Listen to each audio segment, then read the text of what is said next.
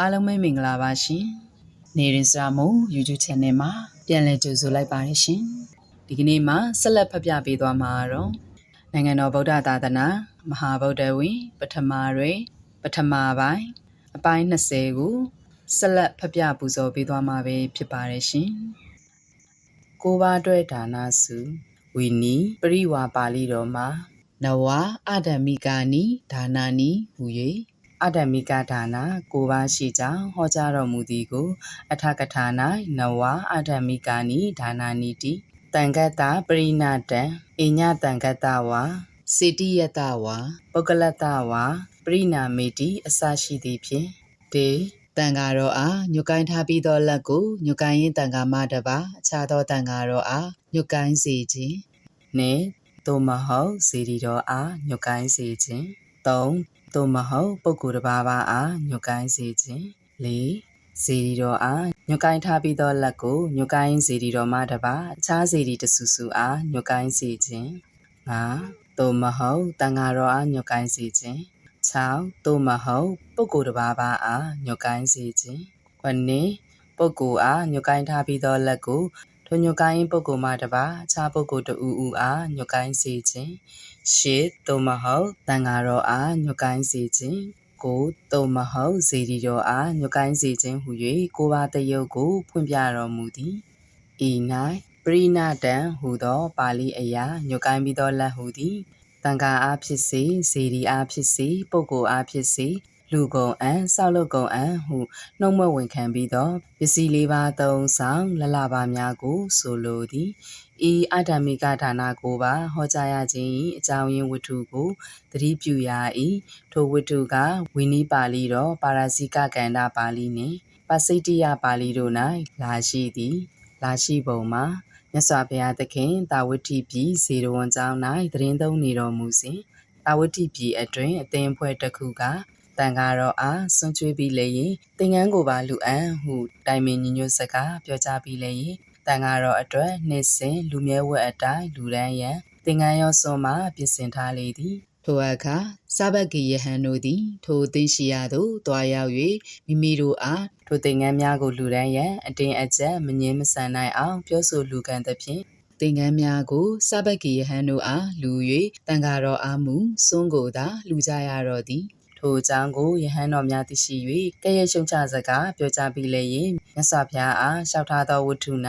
အကျင့်ယဟန်သည်တန်ဃာတော်အားလူအံဟုနှုတ်မပြောဆိုပြီးညွတ်ပြီးသောလက်ကိုတီလည်းရဲ့မိမိအားညွတ်စီညာအံနှိမ့်သက်ကေရာထိုလက်ကိုဆွံရသည်ဝီနီးကအလုတ်ပိုတစ်ခုပါပြုလုပ်ရသည်ပါစိတ်အာဘတ်တင်စေဟုတိတ်ခါဘုတ်ပြညတ်တော်မူလေသည်ထိုတိတ်ခါဘုတ်ကိုအကျေဝေဖန်၍ဟောတော်မူရာပထပါဇနီ၌တန်ဃာအားညွတ်ပြီးလူအံဟုနှုတ်မွက်ပြီးတော့လက်မန်းတီလည်းရဲ့မိမိအားညွတ်စီ၍ရလည်းရဲ့နေတကိယပါစိတ်အာဘတ်တင်စီတပါသောတန်ဃာအားတော်၎င်းစီဒီအားတော်၎င်းညွတ်စီလျင်ဒုက္ခအာဘတ်တင်စီပုဂ္ဂိုလ်တစ်ပါးအားညွတ်ပြီးသောလက်မန်းတီလည်းရဲ့ခြားပုဂ္ဂိုလ်အားဖြစ်စေတန်ဃာအားဖြစ်စေစီဒီအားဖြစ်စေညွတ်စီလျင်ဒုက္ခအာဘတ်တင်စီဟုခွဲခြမ်း၍ဟောတော်မူသည်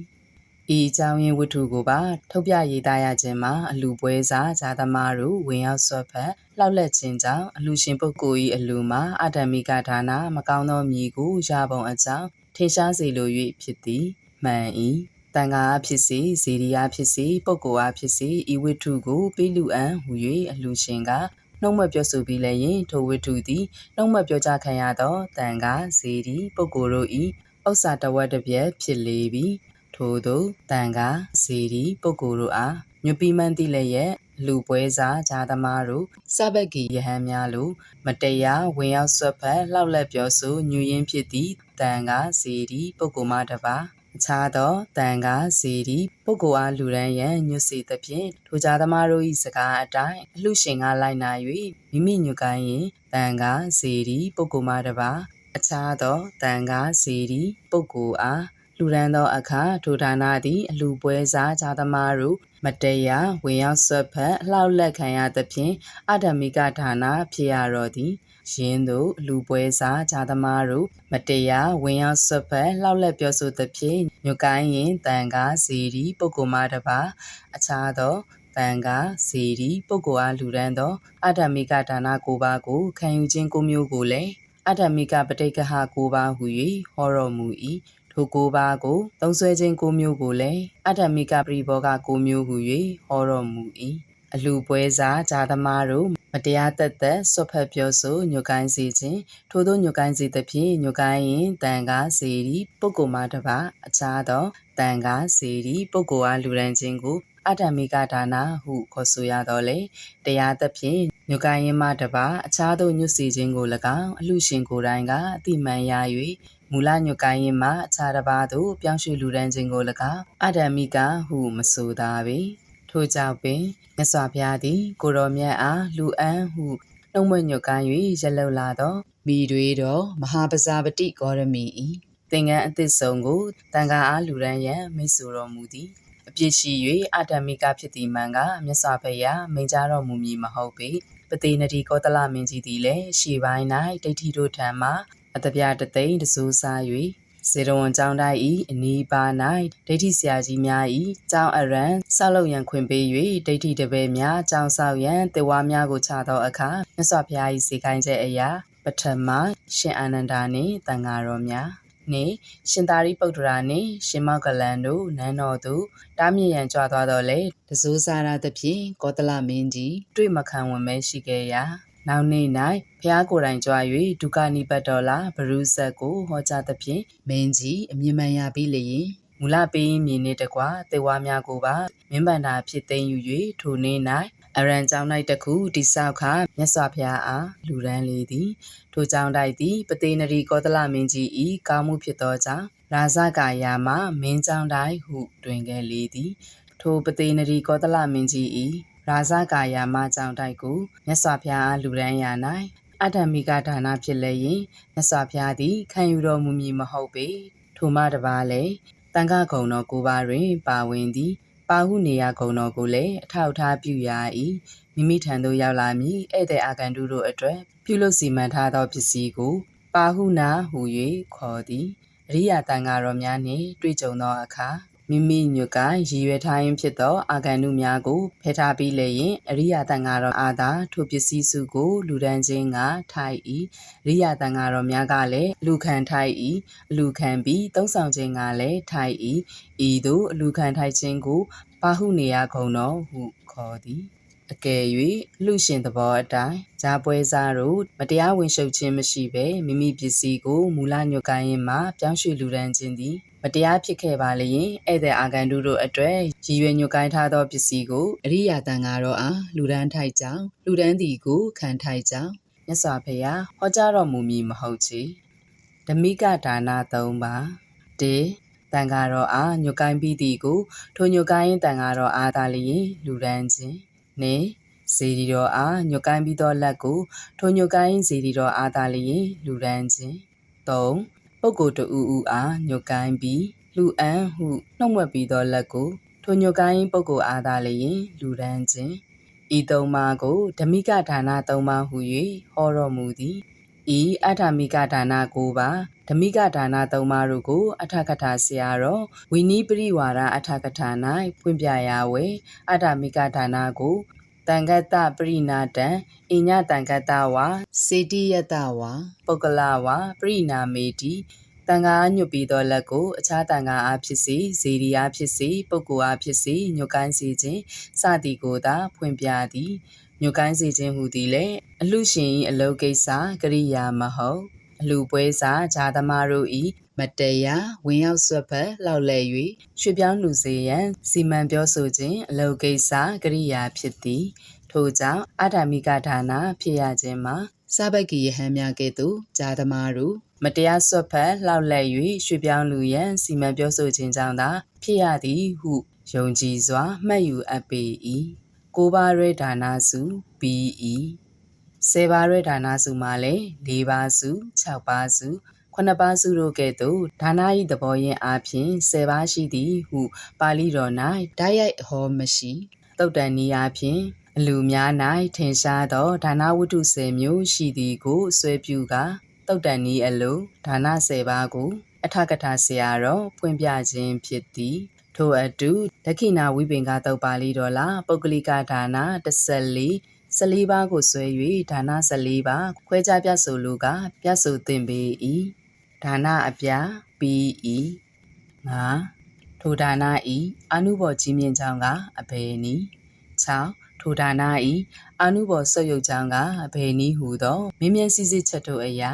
ဒါနဤတကောအာနုဘော်ကြီးမြင့်ကြောင်းနှင့်အာနုဘော်ဆုတ်ယုတ်ကြောင်းတို့ကိုရှေးဥစွာအင်္ဂုတ္တရနိကေစက္ကနိဗ္ဗာန်၄ခုမြောက်ဒေဝတာဝတ်9ခုမြောက်ဒါနတုတ်ကိုထောက်၍သိရ၏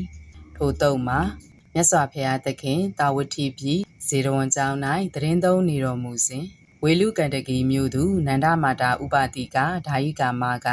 အက္ခတာဝက2ပါးအမှုရှိသောယဟန်တန်ကားအားအင်္ဂါ6ပါးရှိသောအလှကြီးပေးလူနေသည်ကိုဒိဗ္ဗစက္ကူအဘိညာဉ်ဖြင့်ဇေရဝံကျောင်းတော်မှမြင်တော်မူ၍စိတယဟန်တို့ဝေလူကန္တကီမြို့သူနန္ဒမာတာဥပတိကမသည်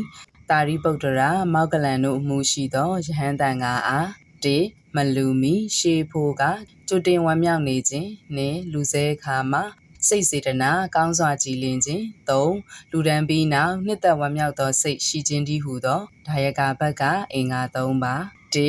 ရာဂကင်းပြီးသူဖြစ်ခြင်းသို့မဟုတ်ရာဂကင်းရန်ကြင်ကြံအားထုတ်နေသူဖြစ်ခြင်းနှင့်ဒေါသကင်းပြီးသူဖြစ်ခြင်းသို့မဟုတ်ဒေါသကင်းရန်ကြင်ကြံအားထုတ်နေသူဖြစ်ခြင်း3မောဟကင်းပြီးသူဖြစ်ခြင်းသို့မဟုတ်မောဟကင်းရန်ကြင်ကြံအားထုတ်နေသူဖြစ်ခြင်းတည်းဟုသောအလူခံဘက်ကအင်္ဂါ3ပါဤအင်္ဂါ6ပါးနှင့်ပြည့်စုံသောအလူကိုလူနေသည်စိတယဟန်တို့မဟာသမုဒ္ဒရာရေကိုနှိုင်းရှင်ချင့်တွဲ၍မရနိုင်တဲ့ကဲ့သို့ဤအင်္ဂါ6ပါးနှင့်ပြည့်စုံသောအလူ၏အကျိုးကိုလည်းနှိုင်းရှင်ရေတွဲ၍မရနိုင်စင်စစ်ကမဟာသမုဒ္ဒရာ၌ရှိသောယေစုကိုမရေမတွက်နိုင်သောယေစုဟုသာလက်လျှော့ကခေါ်ဆိုရတဲ့ကဲ့သို့ထိုအတူအင်္ဂါ6ပါးနှင့်ပြည့်စုံသောလူကိုလည်းအတိုင်းမသိအောင်အကျိုးပေးခြင်းရှိသောလူဟု၍သာခေါ်ဆိုရသည်ဟုဟောတော်မူသည်ဤပါဠိတော်အရာအလူပေးပုဂ္ဂိုလ်ဘက်မှစေတနာ3နံထက်သန်ခြင်းလူကံပုဂ္ဂိုလ်ဘက်မှလောဘဒေါသမောဟကင်းပြီးသူဖြစ်ခြင်းသို့မဟုတ်ကင်းငြိမ်းရန်ကြင်ကြံနေစေဖြစ်ခြင်းဤအင်္ဂါ6ပါးကဒါနဤအာနုဘော်ကြီးမြင့်ကြောင်းများဖြစ်သည်ဤအင်္ဂါများပြည့်စုံလျင်ဒါနအာနုဘော်ကြီးမြင့်သည်ဤအင်္ဂါများရုပ်ရော့လျင်ဒါနအာနုဘော်ဆုတ်ယုတ်သည်ဟုမှတ်ယူအပ်၏ထိုမှတပါလေတတကနိဗ္ဗာန်ကိုခုမြောက်မဟာဓမ္မပါဠဇဏခမဲတော်သုဒ္ဓရဏမင်းကြီးအလောင်းဖြစ်သောမဟာဓမ္မပါဠပုံနာကြီးကိုတိတပါမောက္ခဆရာကြီးကသင်တို့ဤမဟာဓမ္မပါဠမျိုး၌အဘဲ့ကြောင့်အသက်တမ်းမပြည့်ပဲငငယ်ရွယ်ရွယ်ကတငယ်များမတိကြသည်နည်းဟုမင်းမြန်းသည်ကိုဖြေကြားရ၌ပုပ္ပေဝဒါနာသူမနာဘဝမှာဓာတံပိဝေအတ္တမနာဘဝမှာဓာတ္တဝါမိဝေနာနုတ္တပါမပစ္စာတတမဟိအမံဒဟရာနမီယရေငါတို့သည်မလူမီရှေးဖို့ကကောင်းစွာဝမ်းမြောက်ဝမ်းသာဖြစ်ကြပါကုန်၏လူစဲမှလည်းစင်စစ်နှစ်သက်ဝမ်းမြောက်သောစိတ်ရှိကြပါကုန်၏လူပြီးသည့်နောက်မှာလည်းစင်စစ်တွန့်တိုပူပန်ခြင်းမရှိကြပါကုန်ဤအကြောင်းသုံးရပ်ကြောင့်ငါတို့ဤမဟာဓမ္မပါဠအမျိုး၌အသက်တမ်းမပြည့်ပဲကလေးတငယ်များမတိကြကုန်ဟုဖြေကြားသည်ကိုထောက်ထား၍ဤစေတနာသုံးတန်ညီညွတ်ခြင်းသည်လက်ငင်းဒိဋ္ဌအသက်ရှိခြင်းဟုသောကြိုးပေးနိုင်သည့်အာနုဘော်ရှိကြောင်းကိုလည်းသိမှတ်ရ၏ထိုမှတပါလည်းတေလူဝဲဝတ္ထုပစ္စည်းကတရားသဖြင့်ရှာမိရအပ်သည့်ဓမိယလတ္တပစ္စည်းဖြစ်ခြင်းပစ္စယနံဓမ္မိကတာနှင့်တရတရားထထတန်တန်စေတနာသုံးတန်ညီညွတ်၍လူဒန်းခြင်းစေတနာမဟတ္တာ3အလူကံပုဂ္ဂိုလ်ကယဟန္တာသို့မဟုတ်အနာကံပုဂ္ဂိုလ်ဖြစ်ခြင်းဝတ္ထုတံပတ္တိ4ထိုလူကံပုဂ္ဂိုလ်ကនិရောဓတမဘတ်မှာထပြီးစဖြစ်ခြင်းဂုဏတိရေကတာဤအင်္ဂါ၄ပါးစုံညီညွတ်သောလူဒါနသည်ပုံနာတထေကာကဝလိယတထေသူမနပန်းတယ်တို့၏အလူဒါနကဲ့သို့ထိုဘဝမှာပင်အကျိုးပေးနိုင်ကြောင်းအထတာလိနီအထကထာဓမ္မပဒအထကထာတို့၌ဖွင့်ပြသောကြောင့်ဤအင်္ဂါ၄ပါးသည်လည်းဒါန၏အာနုဘော်ကြီးမြင့်ကြောင်းဖြစ်၏ဟုယုံမှမရှိမှတ်ယူရ၏ထိုအင်္ဂါ၄ပါးကိုအထတာလိနီအထကထာ၌ဒက္ခိဏဝိတုဒ္ဓိ၄ပါးဟုဖွင့်ပြ၍ဓမ္မပဒအထကထာ၌ဒါန၏တမ္မရာ၄ပါးဟုဖွင့်ပြသည် ထိုမှတပါလေဥပရိပန္နာတာပါဠိတော်ဒက္ခိဏဝိပင်ကသုံး၌ဒက္ခိဏဝိတုဒ္ဓိလူဤစင်ကြယ်ခြင်း၄ပါးကိုဟောကြားတော်မူသည်၄ပါးအရာဟောတော်မူလိုရင်းမှာ၁အလှခံကြောင့်မစင်ကြယ်တော်လဲအလှဒါယကကြောင့်စင်ကြယ်သောဒါနတစ်မျိုးအလှခံကဒုတိလပုဂ္ဂိုလ်ဖြစ်တော်လဲအလှဒါယကသီလရှိ၍တရားသဖြင့်ရအပ်သောဓမိယလတ္တပစ္စည်းကိုစေတနာသုံးနှံပြဋ္ဌာန်းပြီးကံကံ၏အကျိုးကိုယုံကြည်ခြင်းတတ္တတရားလက်ရှိထား၍လူပါမူထိုလူသည်ဒါယကကြောင့်စင်ကြယ်၏အကျိုးကြည့်နိုင်၏ဟုဆိုလိုသည်နှင့်ဒါယကကြောင့်မစင်ကြယ်တော်လဲအလှခံကြောင့်စင်ကြယ်သောဒါနတစ်မျိုးဒုတိလဒါယက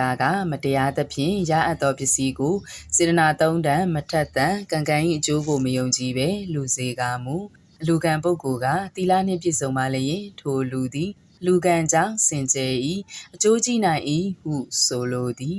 ၃ဒါယကကြောင့်လည်းမစင်ကြယ်လူခံကြောင့်လည်းမစင်ကြယ်သောဒါနတစ်မျိုးဒုတိလဖြစ်သူဒါယကဒုတိလဖြစ်သောလူခံအားမတရားသဖြင့်ရအပ်သောပစ္စည်းကိုစေတနာသုံးနှံမထက်မတန်ကံကံ၏အကျိုးကိုမယုံကြည်ပဲလူဒန်းလျင်ထိုလူသည်လယ်မြေညံ့၌မျိုးစေ့ညံ့ကိုစိုက်ပျိုးမိတဲ့ကဲ့သို့အကျိုးမကြီးမြင့်သောဒါနဖြစ်ရတော့သည်ဟုဆိုလိုသည်၄ဒါယကကြောင့်လည်းစင်ကြယ်လူခံကြောင့်လည်းစင်ကြယ်သောဒါနတစ်မျိုးသီလရှိသောလူခံအားသီလရှိသောဒါယကဓမိယလတ္တပစ္စည်းကိုစေတနာသုံးနှံထထတန်တန်နှင့်ကံကံ၏အကျိုးကိုယုံကြည်၍လူဒန်းလျင်ထိုလူသည်လယ်မြေကောင်း၌မျိုးစေ့ကောင်းကိုစိုက်ပျိုးမိတဲ့ကဲ့သို့အကျိုးကြီးမြင့်သောဒါနဖြစ်သည်ဟုဆိုလိုသည်ဤလေးချက်တွင်တတိယအချက်မှာစင်ကြယ်ခြင်းမပါမစင်ကြယ်ခြင်းအကျိုးမဖွင့်ပြိုးခြင်းတသက်တာဖြစ်တော်လဲရှေ့နောက်စင်ကြယ်ခြင်းတို့အကြားမှာရှင်ဘက်တွဲဘက်အနေအားဖြင့်ကြားရောက်သောကြောင့်စင်ကြယ်ခြင်းအရေးအတွက်၌ပင်ထည့်သွင်းပြီးလျင်ဝိတုဒ္ဓိ၄ပါးစင်ကြယ်ခြင်း၄ပါးဟုဟောတော်မူသည်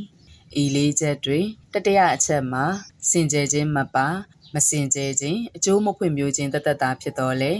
ရှေးနောက်စင်ကြယ်ခြင်းတို့အကြားမှာရှင်ဘက်တွဲဘက်အနေအားဖြင့်ကြားရောက်သောကြောင့်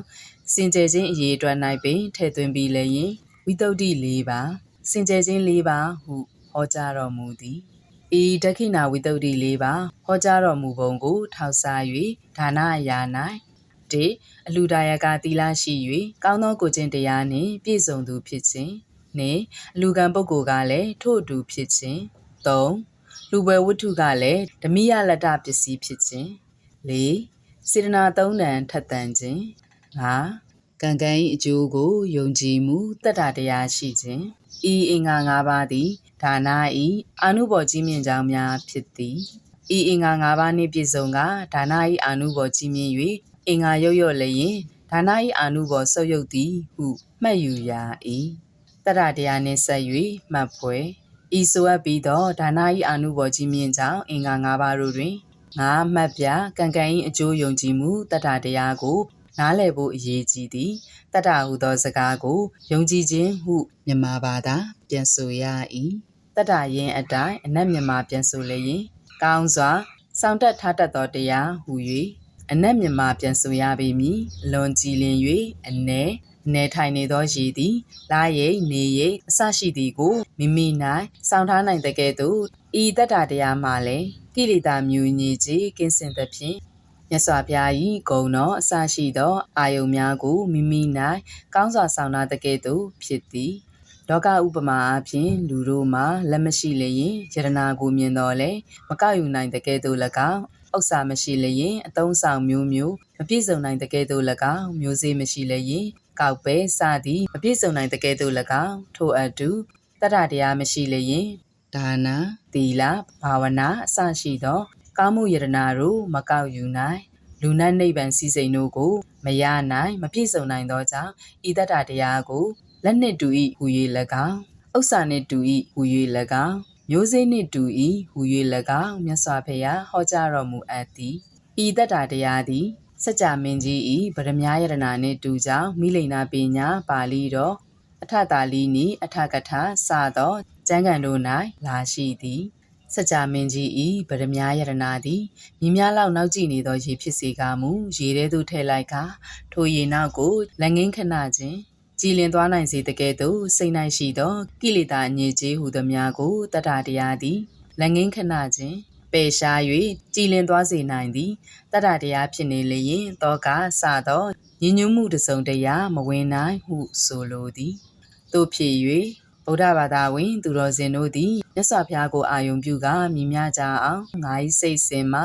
ကြည်လင်ခြင်းဖြစ်ဖူးသည်နည်းဟုအဖန်မှန်စဉ်းစားလျင်ဘုရားကိုအာယုံပြု၍စိတ်ညစ်ညူးခြင်းတစုံတရာမရှိဘဲကြည်လင်သောသဘောသာပေါ်ပေါက်နိုင်သည်ကိုရရှိရန်ခဲရင်ကြောင့်သိတာပေလိမ့်မည်အလွတ်တာမညာအခါကိုမဆိုထားပြီးဘုရားရှိခိုးနေကိုင်းမှာပင်အခြားအာယုံမဝင်ပဲဘုရားကိုသာအာယုံပြု၍ကြည်လင်သောသဘောသက်9မိနစ်ခန့်ကြာအောင်ဖြစ်နေလျင်ငါမှာတတ္တတရား9မိနစ်ခန့်ဖြစ်သည်ဟုမှတ်ယူရ၏အချိန်ကြာမြင့်စွာအစင်မပြတ်ဖြစ်အောင်လဲလေ့လာရ၏ဒါနအရာမှာ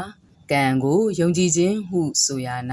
ငါယခုလူဒန်းသဖြင့်ဥစ္စာမြည်၍မြည်များကုန်သွားမည်သို့သောအချီးနှီးကုန်သွားခြင်းမဟုတ်ကုန်သွားသောဥစ္စာထက်အစာပေါင်းများစွာအဖိုးထိုက်တန်သောဒါနကံစေတနာတရားငါမှဖြစ်သည်ဥစ္စာကိုရန်သူမျိုး၅ပါးတို့ဖျက်ဆီးနိုင်တော့လေဒါနကံစေတနာကိုဘယ်ရန်သူမျှမဖျက်ဆီးနိုင်ဤဒါနကံစေတနာသာတန်တရားတလျှောက်နိဗ္ဗာန်ရောက်အောင်ငါနောက်ကလိုက်ပါလိမ့်မည်ဟုစိတ်ကို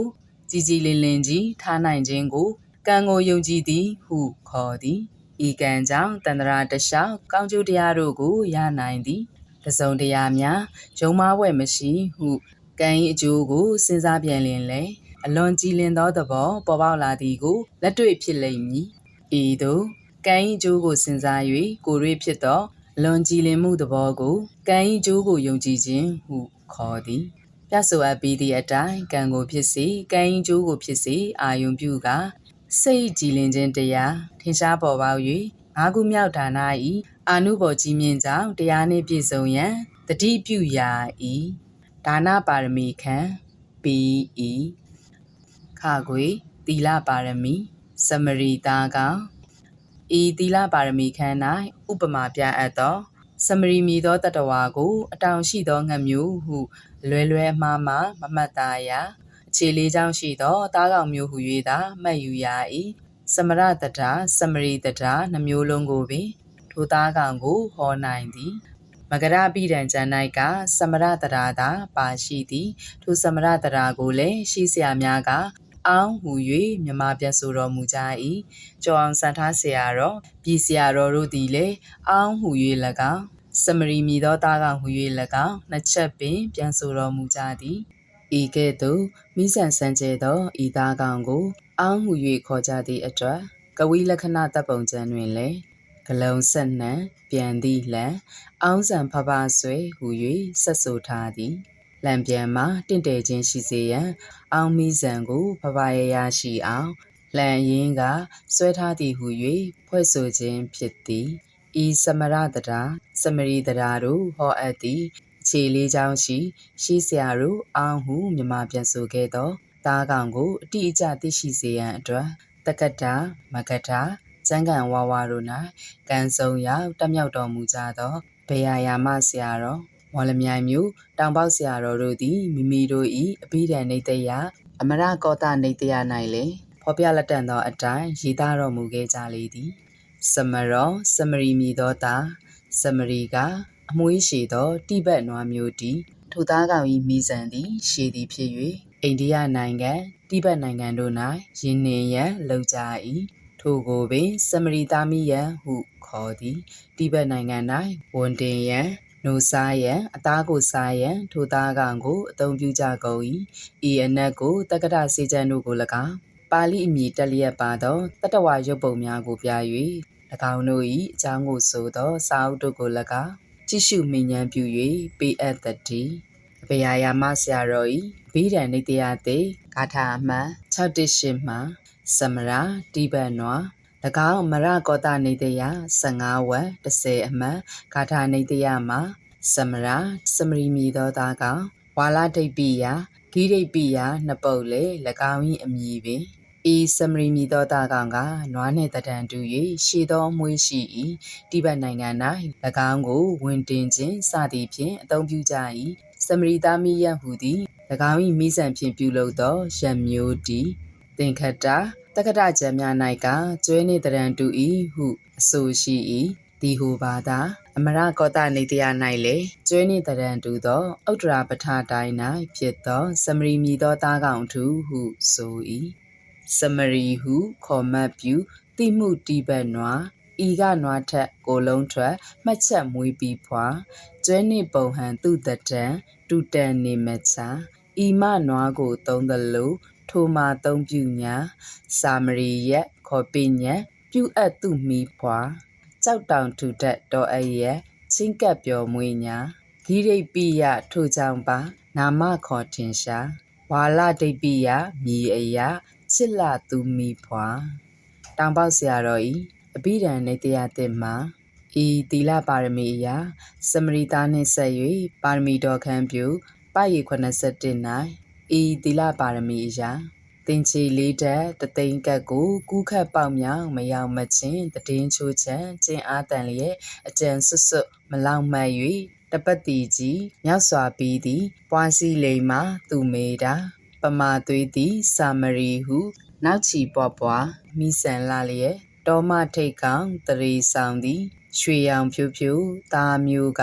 ကျင်ရိုးအစင်ချင်းတို့ညင်ဖြင့်ရှောင်ကျင်လျက်ပင်မိဆန်ပင်ဤကျင်တယောမသွားတော်၍ထော်လော်ကန့်လန့်ခြုံရွယ်ညွန့်၌အတွန့်လျှောက်လျှောက်ညိလီမြောက်အံမြလောက်မွေးသက်တမြင်ရွက်ကိုစုံမက်ချစ်ဆိုနှစ်မျောနိုး၍သားမျိုးတရိษံအာကုံသွန်လျက်လဲလံမူးမော်ရုံးချေတော်လဲထိုရောမိဖျားပြက်ခန့်ညာ၍မသွားတဆွေထို၍ဝတ်တက်အသက်ဆွန်လျက်တွန့်သည်တပိန်မွေးတမြင်ကြောင့်ကိုစဉ်ဆုံးရှောင်းမသေးကောင်းဟုကျိုးကြောင်ရိုးရန်အကြံမဲ့ပဲဖြစ်ခဲစွာလောင်မင်းမြောက်တစားရတနာမိငါသေးပြီးလေပစ္စည်းမဲ့ထွေရပါစေဟုကောင်းသေးကိုပင်ဝိ၍ဆိုသာထိုတလိษံတော်သားမွန်ဤကျင့်ဟန်ထူပြဤဖြစ်လားကိုဘာဝနှလုံးရှိစေလက်သေးဟု၍ကြည်ညိုစပွဲဆက်ဆူထားလေသည်စမရီသားကောင်သည်အသွားမတော်သည့်အတွက်ခြုံတွေတစ်ခုခု၌မိမိ၏မိဆန်တမြင်များညီလျက်ပင်ထိုမိဆန်ကိုစုံမနှမျောလာသောကြောင့်အာတုံ၍ယုံလည်းရင်ထိုမိဆန်မြင်ပြက်မီကိုစုခန့်သဖြင့်မိဆန်တမြင်ကြောင့်ငါအသက်မသေးစကောင်းဟုအကြံမပြုပဲငါပင်သေးတော်လဲဖြစ်ခဲလာစွာမင်းမြောက်တန်းစားရတနာဝင်ပါဖြစ်သောငါ၏အမိကိုမပြတ်မစီရရည်ကြစေဟုထိုနေရာမှာပင်မိဆန်ကိုအပြတ်မခံမဲအသက်ကိုစွန့်၍ဝတ်တကဲ့သို့အသင်သူမေတာသည်လေထိုစမရီသားကောင်ကိုအတူယူ၍အသက်စွန့်ပြီးလည်းရင်တီလာဒီဟုသောမိဆန်ကိုစောင့်ရှောက်လေဟုမိမိကိုဆုံးမတော်မူသည်ဟုဆိုလိုသည်တီလာနှင့်ဆက်၍မှတ်ဖွယ်အကျဲဤတီလာပါရမီအရာ၌ရှေးဒါနခန္ဓာကဲ့သို့မသားဝဲကျဲကိုဝိတုဒ္ဓိမတ်အထာကထာ၌လာရှိသောအတိုင်းတိအဘယ်တရားကိုသီလခေါ်သည်နီနှင့်အဘယ်အနက်ကြောင့်သီလမည်သည်နီ၃သီလဤလက္ခဏာရတ္တပစ္စုပ္ပထံပဋ္ဌထံတို့ကအဘယ်နီ၄ထိုသီလဤအကျိုးကအဘယ်နီ၅သီလသည်ညီမြအပြားရှိသည်နီ၆သီလဤညဉ့်ညူးကြောင့်တရားကအဘယ်နီ9သီလဤဖြူစင်ကြောင့်တရားကအဘယ်နီဟူ၍ပု္ပ္ပာ9ချက်ကိုအရင်ခံထားဖြေကြားသောအပြင်ဖော်ပြပေအံထိုပု္ပ္ပာ9ချက်တို့တွင်သီလအရာက1ဘယ်တရားကိုသီလခေါ်သည်နည်းဟူသောအမေး၌သူ့အသက်ကိုတတ်ခြင်းစသည်တို့မှာရှောင်ကျဉ်သောသူဝကြီးဝငယ်တို့ကိုဖြစ်ကျင်သောသူတို့၏တန်တန်၌ဖြစ်သောအဘိဓမ္မာသဘောအပြင်စေတနာတရားတမ္မာဝါစာတမ္မာကမ္မန္တာတမ္မာအာဇီဝတိဟူသောဝိရတိစေတသိက်နှင့်အနာဘိစာခေါ်သောအလောဘအပြပါဒခေါ်သောအဒေါသတမာဒိဋ္ဌိခေါ်သောအမောဟနောက်၌အကျယ်ဖော်ပြလက်တန်သောတံဝရ၅ပါးအဝိတိကမတရားတို့ကိုသီလဟူ၍ခေါ်ဆိုအပ်သည်သီလမည်သောတရားတို့က၅စုရှိသည်၎င်းတို့မှာကာကြီးကာယတုဇယိုက်ဝစီတုဇယိုက်တို့မှာရှောင်ကျင်သောသူ၏တဏ္ဍ၌ဖြစ်သောစေတနာဝကြီးဝငယ်ဖြစ်ကျင်သောသူတို့၏တဏ္ဍ၌ဖြစ်သောစေတနာခါခွေကာယတုဇယိုက်ဝစီတုဇယိုက်တို့မှာရှောင်ကျင်သောဝိရတိစေတသိက်၃ပါးဂါငယ်အနာဘိစာအပြပါဒတမာဒိဋ္ဌိတီဟုသောမနောတုဇယိုက်တရား၃ပါးဂါကြီးတံဝရတရား၅ပါးငါအဝိတိကမခေါ်သည် စောင့်ထိန်အပ်သောတိတ်ခါပုဂ္ဂိုလ်မလွန်ကျူးသောအခါ၌ဖြစ်သောကုသိုလ်စေတသိက်ဤတရား၅ပါးစုတို့ဖြစ်သည်ကာကြီးစေတနာသီလနှင့်ခါခွေဝိရတိသီလတတ်ခိုးမှုကာမေတုသုံးခုကာယကံမှုသာမိတ်ခွဲစေရေးပိန်ဖြင့်အပယ်ချင်းလေးသိန်းဝစီကံဟူသောအတိုင်းသူ့အသက်ကိုတတ်ခြင်းပါဏာတိပါဒသူ့ဥစ္စာကိုခိုးယူခြင်းအရိဏဒါနာမိမိမပိုင်သောဝိထုကာမတို့၌ဖောက်ပြန်မှားယွင်းစွာကျင့်ခြင်းကာမေတုမိစ္ဆာစာရာဤသုံးပါးကိုကာယတုစရိုက်သုံးပါးခေါ်သည်မဟုတ်မမှန်ပြောဆိုခြင်းမှုသာဝါဒဂုံတိုက်စကားပြောခြင်းပိတုနာဝါစာသူနာမချံကြံတန်းယုံမှာတိုင်းထွာဆဲရေးစကားပြောကြားခြင်းဖရုဒ္ဓဝါစာအကျိုးမရှိပိတ်ပြင်းသောစကားကိုပြောဆိုခြင်းတန်ဖတ်ပလာပါဤလေးပါးကိုဝစီတုစရိုက်၄ပါးခေါ်သည်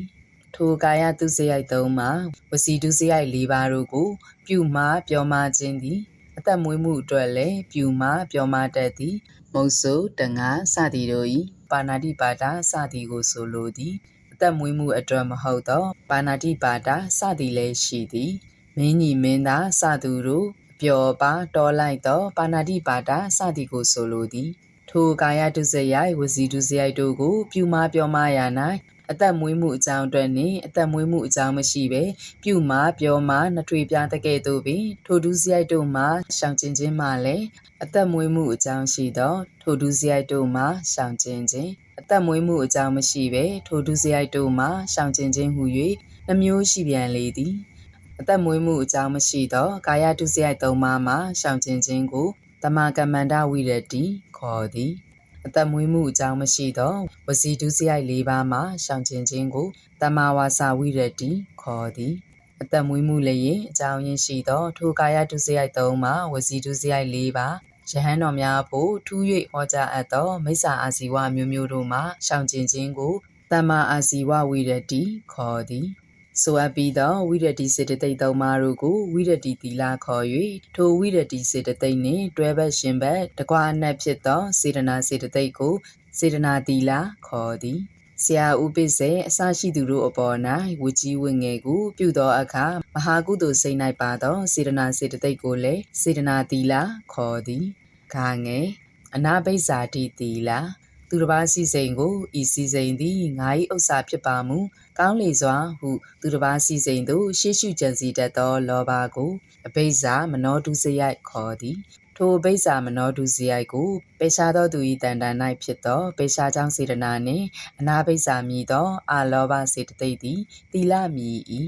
သူတစ်ပါးပျက်စီးရန်စိတ်ဖြင့်ပြင်မာခြင်းထိုသူပျက်စီးပါစေသေပါစေစသည်ဖြင့်ကြံစည်ခြင်းဒေါသစေတသိက်သည်ဗျာပါဒမနောတုစရိုက်မည်၏ထိုဗျာပါဒမနောတုစရိုက်ကိုပေရှားသောသူ၏တန်တန်၌ဖြစ်သောပေရှားကြောင့်စေတနာနှင့်အဗျာပါဒမည်သောအာဒေါသစေတသိက်သည်သီလမည်၏အလူဒါနမည်သည်မရှိအလူဒါန၏အကျိုးလည်းမရှိစသည်ဖြင့်အယူဖောက်ပြားမှားယွင်းခြင်းဒိဋ္ဌိစေတသိက်သည်မိစ္ဆာဒိဋ္ဌိမနောတုစရိုက်မည်၏ထိုမနောတုစရိုက်ကိုပေရှားသောသူ၏တန်တန်၌ဖြစ်သောပေရှားကြောင့်စေတနာနှင့်တမာဒိဋ္ဌိမည်သောအမောဟစေတသိက်သည်သီလမည်၏အဘိဇာဗျာပါဒမိစ္ဆာဒိဋ္ဌိဒီဟုသောမနောတုစရိုက်၃ပါးရှိလည်းရင်သူ့အသက်ကိုတတ်ခြင်းအစရှိသောသီလပစ္စည်းမှုဒုသီလတရားများဖြစ်နိုင်သည်ထိုမနောတုစရိုက်တို့ကိုပေရှားတတ်သောမနောတုစရိုက်၃ပါးနှင့်စေတနာတို့ဖြစ်ပွားလျင်ဒုသီလခေါ်သည်သူ့အသက်ကိုတတ်ခြင်းအစ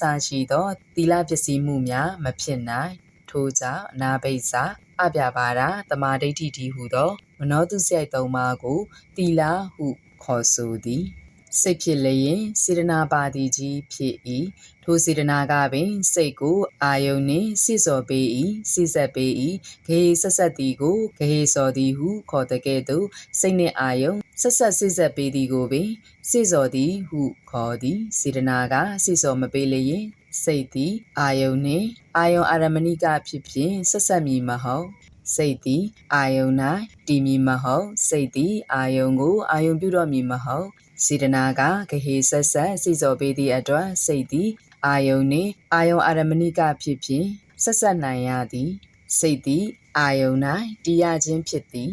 စိတ်သည်အာယုံကိုအာယုံပြုနိုင်သည်ထို့ကြောင့်စိတ်ဖြစ်တိုင်းစေတနာပါရသည်တွင်သီလနှင့်ဆက်လင်းသောစိတ်ဖြစ်ရမှာပါသည်စေတနာဟုသမျှကိုသီလခေါ်သည်ဟုမှတ်ယူအပ်၏ခါကြီးတမ္မရသီလနှင့်ငါအဝိတေကမသီလပြဆိုအပ်ခဲ့ပြီးသောစေတနာသီလနှင့်ဝိရတိသီလအနာဘိဆာအပြပါဒတမာဒိဋ္ဌိသီလတို့မှာလူရောယဟန်မှာနှစ်ဦးလုံးနှင့်ဆက်ဆံသောသီလများဖြစ်ကြ၏ထို့အပြင်ယဟန်တို့နှင့်သာအထူးဆက်ဆံသောသီလကစောင့်ထိန်ခြင်းတံဝရသီလနှင့်မလွန်ကျူးခြင်းအဝိတေကမသီလတို့ဖြစ်ကြ၏ထိုနှစ်ပါးတို့တွင်စောင့်ထိန်ခြင်းတံဝရသီလသည်တေပါတိမခတံဝရမိမိကိုစောင့်ထိန်သသူကိုအပေစသောဘေးတို့မှလွတ်မြောက်စေတတ်သောတိခဗုဒ္ဓီလကိုခေါ်သည်နေတတိတံဝရမျက်စိနာနာရှာကိုယ်စိတ်တည်းဟုသောအိန္ဒြေ6ပါးတို့ကိုအာကုသိုလ်ခိုသားတို့ဝင်ခွင့်မရစေရန်မလစ်မလတ်တတိဖြင့်စောင့်ကြခြင်းကိုခေါ်သည်3ညာနာတံဝရရေလင်ကဲ့သို့တသွင်းသွင်းဖြစ်ပွားတတ်သည်တဏဒိဋ္ဌိအဝိဇ္ဇာဒုစရိုက်ကိလေသာတရားတို့မဖြစ်ပွားရအောင်စောင့်ထိန်တတ်သောပညာကိုခေါ်သည်ပစ္စယတဏိတိတသီလလည်းဤညာနာတံဝရ၌ပါဝင်လျက်ရှိသည်4ခန္တီတံဝရအချမ်းပူစသည်တို့ကိုတိခန့်သောအပြင်အာကုသိုလ်တရားတို့မဖြစ်ပွားအောင်စောင့်ထိန်ခြင်းကိုခေါ်သည်5ဝိရိယတံဝရကာမဗျာပါဒဝိဟိန္ဒမိစ္ဆဝိတက်တို့စိတ်ထ၌တက်၍မနေနိုင်အောင်မကြံစည်မိအောင်အာထုတ်ဆောင်စည်းခြင်းကိုခေါ်သည်အာဇီဝပါရိတုတ်တိသီလသည်လည်းဤဝိရိယတံဝရ၌ပါဝင်လျက်ရှိသည်ပါတိတတိဉာဏ်ခန္တီထိုပိဝရိယအာကုသိုလ်များပေဆောင်ရှာ၅ပါးတံဝရအဝိတေကမသီလဟူသည်စောက်တည်ထားသောတိခါဗုဒ္ဓတို့ကိုနှုတ်တို့ဖြင့်မလွန်ကျူးခြင်းကိုခေါ်သည်ဆိုအပ်ပြီးသောတံဝရ၅ပါးနှင့်အဝိတေကမတရားတို့၏တရားကိုစင်စစ်မှာပါတိမောက္ခတံဝရ၏အရာသီလခန်းအစ၌ပြခဲ့သောစေတနာဝိရတိအလောဘအဒေါသအမောဟစေတသိက်တို့ဖြစ်၏တတိတံဝရ၏အရာတတိစေတသိက်ပင်ဖြစ်၏တတိဖြစ်ရမှာလဲစေတနာပါရမည်ပင်ဖြစ်၏ညာနာတံဝရ၏အရာပညာစေတသိက်ပင်ဖြစ်၏ပညာဖြစ်ရမှာလဲစေတနာပါရမည်ပင်ဖြစ်၏ခန္တီတံဝရ၏အရာအမျက်မထွက်ခြင်းလက္ခဏာရှိသောအဒေါသစေတသိက်ခေါင်းဆောင်သည်အာကုသိုလ်စေတသိက်စုတဏီအဒေါသစေတသိက်ပင်ဖြစ်၏ဝိရိယတံဝရ၏အရာဝိရိယစေတသိက်ပင်ဖြစ်၏ဝိရိယဖြစ်ရမှာလဲစေတနာပါရမည်ပင်ဖြစ်၏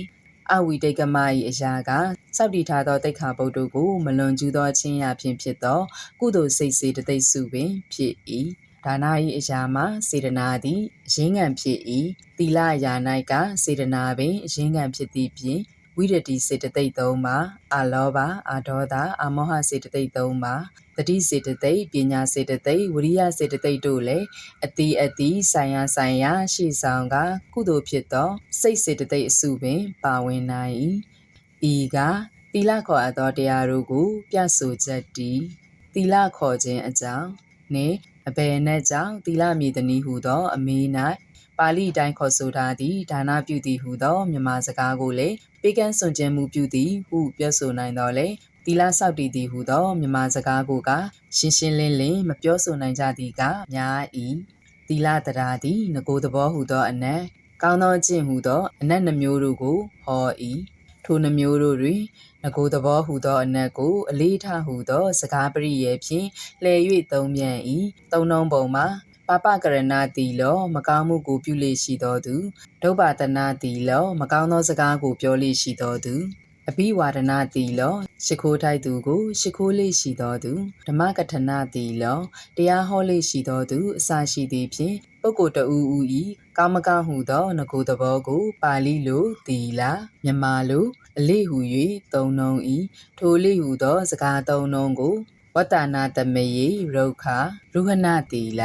မိုးခါ၌တစ်ပင်များပေါက်လိရှိကြကုန်၏ဂိမတမယေပတ္တာပတ္တနာတိလຫນွေခါမှာတ သိရွယ်များကြွေးကြလေးရှိကုန်၏စသည်ဖြင့်ကောင်းသည်မကောင်းသည်ဟုအထူးမဆိုအပ်သောအရာ၌လည်းသုံးနှုံးကြ၏ကောင်းသောအကျင့်ဟူသောအနက်ကမြင့်မြတ်သောအရာကြီးသာဖြစ်၏ထိုမြင့်မြတ်သောအရာကောင်းသောအကျင့်ဟူသောအနက်ကိုယခုသီလတရားကဟောသည်မြင့်မြတ်သောအရာဟူသည်လည်းတေကောင်းစွာထားရှိခြင်းနှင့်ကောင်းစွာဆောင်ရွက်ခြင်းဟူ၍သီလတရား၏အနက်နှမျိုးရှိ၏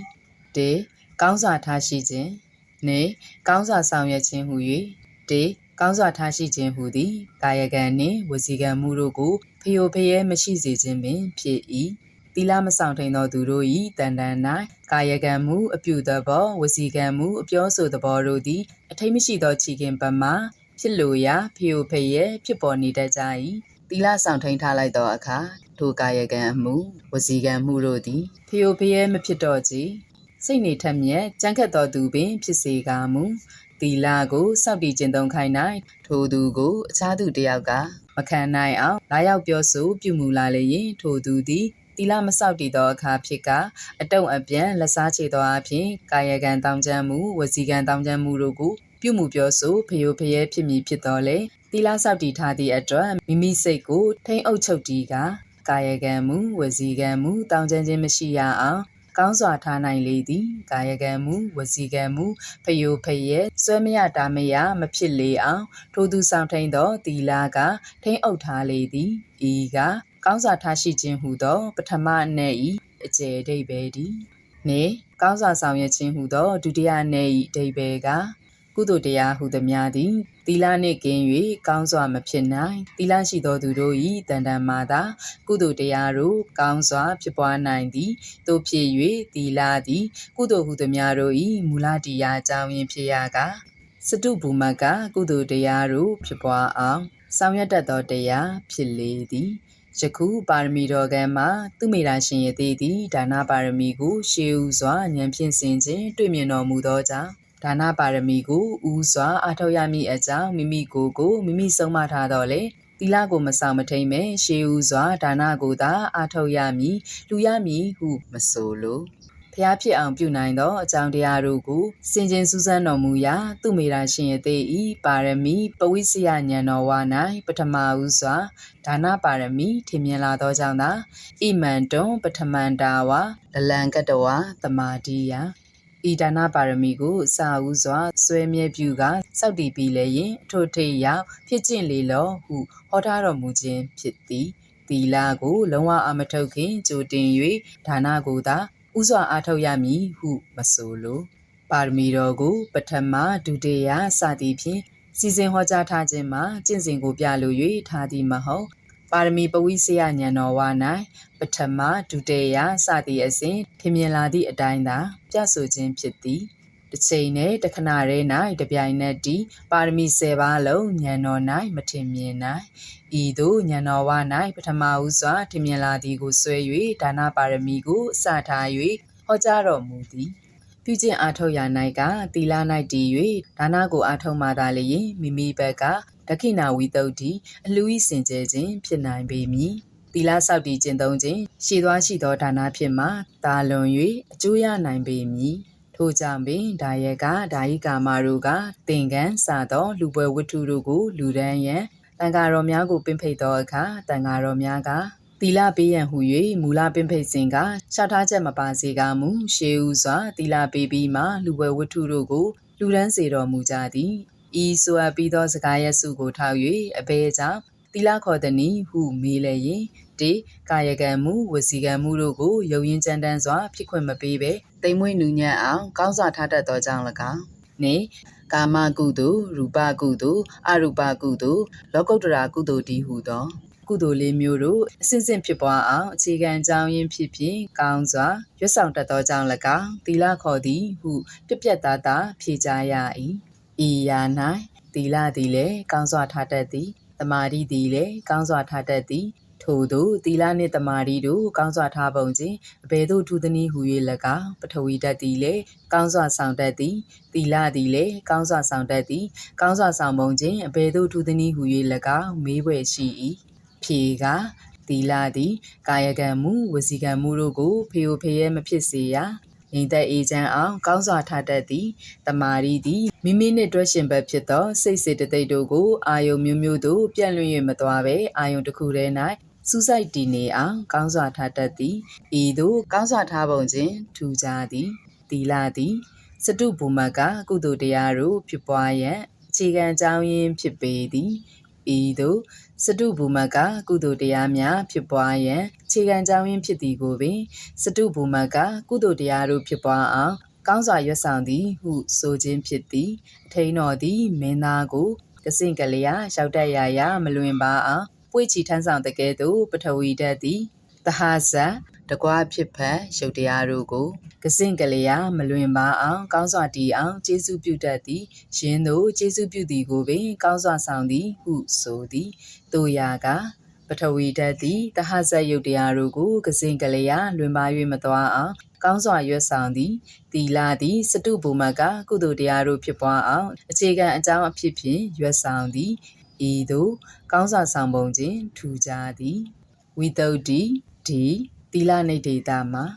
ဝိတုဒ္ဓိမအထကထာ၌ပြခဲ့ပြီးသောအနန္တမျိုးသားလျင်သီလတရားအတွက်တရားဆရာများခွင့်ပြုကြသောအနတ်များဖြစ်၏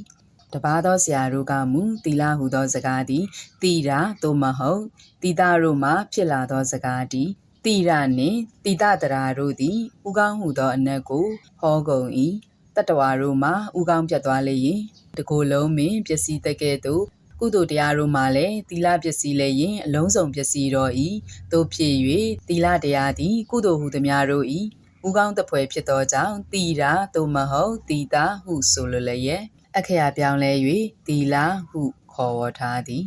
တနည်းလောက၌အပူ၏အေးငြိမ်းခြင်းကိုပါဠိလိုတိတလဟုခေါ်သည်တတ္တဝါတို့တန်တန်၌ကိလေသာပူသမျှကိုသီလသည်ငြိမ်းစေတတ်သောကြောင့်တိတလဟုဆိုလိုလျက်အလဲတအခရာကိုခြေဖြောက်ကသီလဟုခေါ်ဝေါ်ထားသည်ဤသို့စသောနည်းဖြင့်သီလတရား၏အနက်ကိုဖွင့်ပြကြကုန်၏ဟုပြဆိုထားသည်ထိုတပါးသောဆရာတို့၏ပြဆိုချက်မှာသီလဟုသောတရားရင်းမှထွက်ပေါ်ရရှိသောအနတ်မဟုတ်သီလနှင့်အတန်ချင်းစင်တူသောတိရာတိတာတိတလတရားတို့မှာရရှိသောအဓိပ္ပာယ်စုကိုစွဲငင်ကြံစီခြင်းတတ္တသဘောရမြတာဖြစ်၏ရှိကပြခဲ့သောကောင်းစွာထားရှိခြင်းကောင်းစွာဆောင်ရွက်ခြင်းဟုသောအနန္တပါးကသာသီလ၏တရားနဲ့ယင်ဖြစ်ပေသည်ပြဆိုအပ်ခဲ့ပြီးသောသီလခေါ်ဝေါ်ရခြင်း၏အကြောင်းနဲ့အဓိပ္ပာယ်စုမှာသီလံတဘာဝေတုတ်ပတ်တေဟုသောမကရပိတံဂါထာနံပါတ်1092လာအကိုသဘောဟုသောအနက်ကောင်းသောအကျင့်ဟုသောအနက်နှမျိုးတို့တွင်ဒုတိယအနက်ကိုဆွဲပြု၍ပြရသောအဓိပ္ပာယ်စုဖြစ်သည်ငကိုသဘောဟုသောပထမအနက်အားဖြင့်လည်းသီလဟုခေါ်ရခြင်းအကြောင်းအဓိပ္ပာယ်ကိုမှတ်ယူနိုင်ပေ၏ဘယ်သို့မှတ်ယူနိုင်သနည်းဟုမူငကိုသဘောဟုသောအနက်မှာပြခဲ့ပြီးသောအတိုင်းကောင်းမကောင်းအဓိပ္ပာယ်မျိုးမျိုးပါဝင်နိုင်တော်လဲကောင်းမြတ်သောကျင့်ဝတ်သီလကိုရှိသူတော်ကောင်းလောင်းလျာတို့ကျင့်ကြံစည်မှုမြဲအလေးထားရှိသည်လောက၌တရားဟုသောစကားမှာကုသိုလ်လည်းတရားအကုသိုလ်လည်းတရားစသည်ဖြင့်ကောင်းမကောင်းအဓိပ္ပာယ်နှမျိုးပင်ပါဝင်နေတော်လဲတရားတော်ကိုကိုးကွယ်ပါ၏ဟုတရဏဂုံစောက်တီယာမှာကိုးကွယ်ထိုက်သောမြတ်သောလောကုတ္တရာတရားကိုသာယူရတဲ့ကဲ့သို့၎င်းတန်ခါဟူသည်အစုပေါင်းဖြစ်၍လူအစုအပေါင်းမနုဿတန်ခါငှက်အစုအပေါင်းတကုဏတန်ခါစသည်ဖြင့်တန်ခါမျိုးမျိုးရှိနေစေကမူတန်ခါတော်ကိုကိုးကွယ်ပါ၏ဟုတရဏဂုံစောက်တီယာမှာအမျက်ဆုံးသောအရိယာပုဂ္ဂိုလ်ပေါင်းကိုသာယူရတဲ့ကဲ့သို့၎င်းထိုအတူဤယာမှာလည်းလေးထမျိုးမျိုးရှိနေစေကမူဖြစ်ကျင့်သောပါရမီနှင့်စံသည့်ကျင့်ဝတ်တရားရာမှာမြတ်သောရှေးသူတော်ကောင်းလောင်းလျာတို့၏ကျင့်ကြံမြဲလေးထကိုသာယူရမည်ဤကဲ့သို့အဓိပ္ပာယ်ယူလိုက်လျင်ဗိဓံကျမ်းလာငကိုသဘောဟုသောပထမနတ်ကိုလည်းဤသီလရာ၌သုံးဆွဲသင့်ပေ၏ဤလိုသောရှေးသူတော်ကောင်းလောင်းလျာတို့ကျင့်ကြံမြဲလေးထတရားဖြစ်သောကြောင့်သီလခေါ်သည်ဟုသီလမြည်ခြင်းအကြောင်းကိုဖြေဆိုရ၏ဤကသီလဟုခေါ်ရခြင်း၏အကြောင်းဒီသီလ၏လက္ခဏာစသည်နိုင်ငံတော်ဗုဒ္ဓသာသနာမဟာဗုဒ္ဓဝင်ပထမတွင်ပထမပိုင်းအပိုင်း20ကိုဖတ်ပြပူဇော်လိုပြီးပါပြီရှင်အားလုံးပဲကျမ်းမာခြင်းဒုက္ခချမ်းသာခြင်းဒုက္ခအပေါင်းနဲ့ပြည့်ဝပြည့်စုံကြပါစေရှင်